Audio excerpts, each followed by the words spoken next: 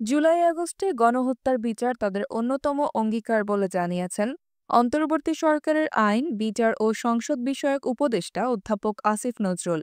সোমবার নিজের verified Facebook পেজে এক পোস্টে একথা বলেন তিনি। পোস্টে তিনি লিখেন, জুলাই গণঅভ্যুত্থানের সময় সংঘটিত মানবতাবিরোধী অপরাধের বিচারের প্রক্রিয়া দৃশ্যমান করার দাবি আছে সমাজে। এটি দৃশ্যমান করা হয়েছিল ৮ মাস আগে আন্তর্জাতিক অপরাধ আদালত পুনর্গঠনের মধ্য দিয়েই। এরপর তদন্তকারী অফিস ও প্রসিকিউশন অফিস পুনর্গঠন করা হয়েছে।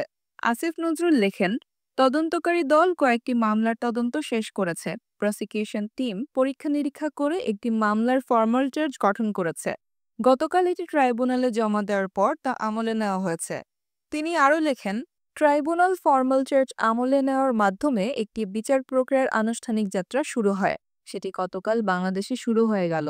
মানবতাবিরোধী অপরাধের প্রধান আসামি হিসেবে শেখ হাসিনার মামলার বিচারের শুনানি পর্ব শুরু হচ্ছে অচিরেই।